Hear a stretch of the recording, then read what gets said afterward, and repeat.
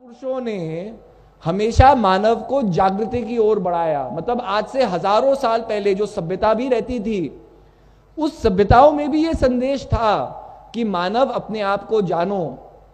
इसका मतलब जिस तरह से औपचारिकता से हम जिस तरीके से अपने आप को जानते हैं, यह हमारा वास्तविक सत्य नहीं है।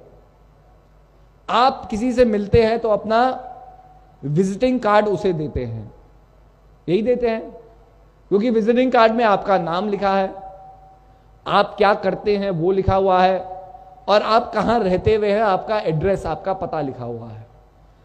तो ये औपचारिकता है। आप किसी से मिलेंगे, विजिटिंग कार्ड भी नहीं देंगे तो बातों बातों में नाम पूछेंगे, आप क्या करते हैं वो पूछेंगे, और आप कहां रहते हैं ये पूछेंगे।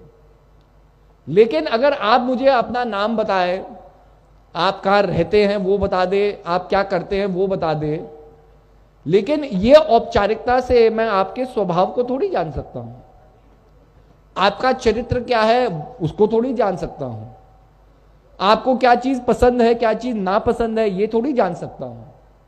तो आपने तो अपना इंट्रोडक्शन दे दिया और आपके मन में तसल्ली हो गई कि मैंने अपना सब कुछ इस व्यक्ति को बता दिया, लेकिन वास्तविकता में आपने तो अपने बारे में कुछ बताया ही नहीं।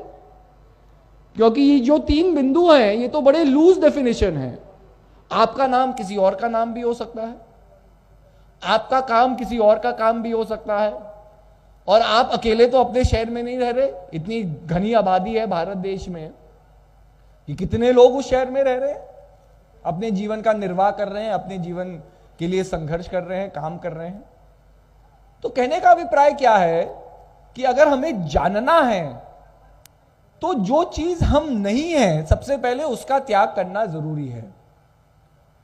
बंबई में एक बहुत बड़े संत हुए, निसर्गदत्ता महाराज। दहीसर में उनका घर था, छोटी सी दुकान चलाते थे, जैसे नुक्कड़ की दुकान होती है ना, जहां छोटी मोटी चीजें मिल जाए, तो वो दुकान वो चलाते थे। लेकिन शाम को जब वो अपनी दुकान बंद करके अपने घर में आते थे तो देश विदेश से लोग आकर के उनसे प्रश्न करते थे, और वो बड़े साधारण मराठी में उनका जवाब देते थे, और एक व्यक्ति था जो उनकी मराठी से इंग्लिश में या हिंदी में उसका अनुवाद करता था। तो निसर्गदत्ता महाराज के जीवन में रूपांतरण कैसे हुआ? तो एक दिन एक मित्र उनको मिले और उनको कहा कि जी मेरे गुरु महाराज जी आ रहे हैं, उनका सत्संग का कार्यक्रम है, क्या आप मेरे साथ चलोगे? तो निसर्गदत्ता महाराज ने कहा क्यों नहीं चलेंगे, अगर तुम्हारे गुरु महाराज जी आ रहे तो वो मेरे भी गुरु महाराज जी हैं, वो बड़े अच्छे सखा थे। तो वो प्रोग्राम में जाते हैं, प्रोग्राम समाप्त हो जाता है तो दर्शनों की लाइन में जैसे लोग लगते हैं, लोग दर्शन कर रहे थे। जैसे ही निसर्गदत्ता महाराज अपने गुरु महाराज जी के पास आते हैं, उनके गुरु महाराज जी उनके तेज को देखते हैं। गुरु महाराज जी की नजरें अलग होती हैं, वो देख लेते हैं कि भाई इसके अंदर क्या पोटेंशियल है। और गुरु महाराज जी केवल निसर्गदत्ता महाराज को एक बात कहते हैं कि बेटा सुनो, तुम ये नहीं जानते कि तुम कौन हो। अगर तुम्हें जानना है कि तुम कौन हो तो सबसे पहले जो तुम नहीं हो उसका त्याग करो, अंत में जो शेष बचेगा वो तुम हो। अब निसर्गदत्ता महाराज के मन के अंदर यह बात बैठ गई और उन्होंने कहा कि देखो गुरु महाराज जी ने, इतने लोग थे, बहुत लोगों ने प्रणाम किया, किसी को ये संदेश नहीं दिया, केवल मुझे ही ये संदेश दिया। तो गदगद होकर के उन्होंने कहा कि भाई गुरु महाराज जी के संदेश का तो मुझे पालन करना ही करना है।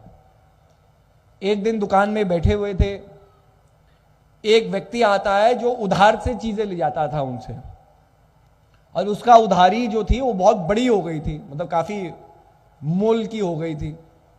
और वो व्यक्ति आता है, कुछ और सामान ले जाता है।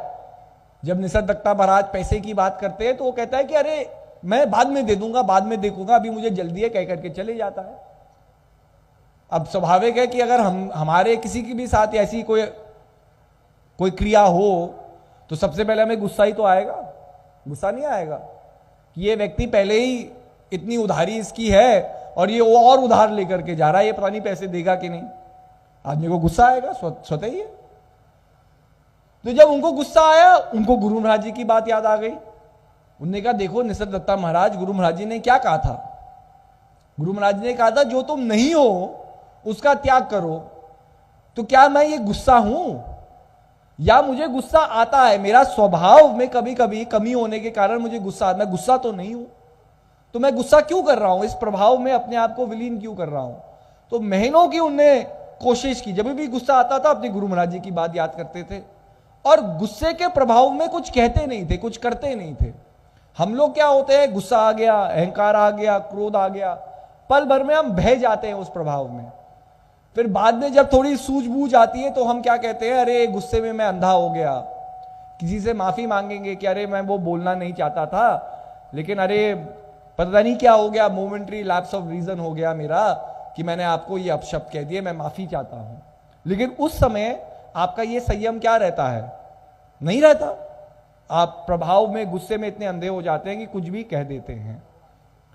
तो निसर्गदत्ता महाराज ने धीरे धीरे कोशिश की। फिर निसर्गदत्ता महाराज अपने आप अपने भक्तों को कहते हैं कि एक दिन ऐसा आया कि गुस्सा आता था, चले जाता था, मतलब गुस्से का कोई प्रभाव मेरे ऊपर नहीं था, तो मैंने गुस्से का त्याग कर दिया। एक दिन फिर बाद में मुझे किसी से ईर्ष्या हुई, तो फिर मेरे मन के अंदर वही गुरु महाराज जी की बात आई कि जो तुम नहीं हो उसका त्याग करो। तो धीरे धीरे मैंने ईर्ष्या का त्याग किया।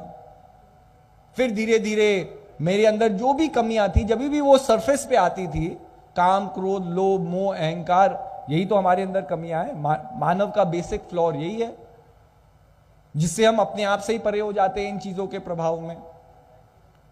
तो जब उन्होंने अपने अंदर से सारी कमियों का त्याग कर दिया, तो अंत में क्या बचा, उनका वास्तविक स्वरूप, उनका कॉन्शियसनेस सेल्फ। क्योंकि जब कोई चीज नहीं थी जो उनके वास्तविक स्वरूप को रोक रही है उभरने से, तो वो चीज स्वतः ही अपने आप में उभरेगी। तो जब क्लैरिटी उनके अंदर आई, जब उन्होंने अपनी कमियों को पूरा कर दिया, तो उन्होंने पूर्णता को प्राप्त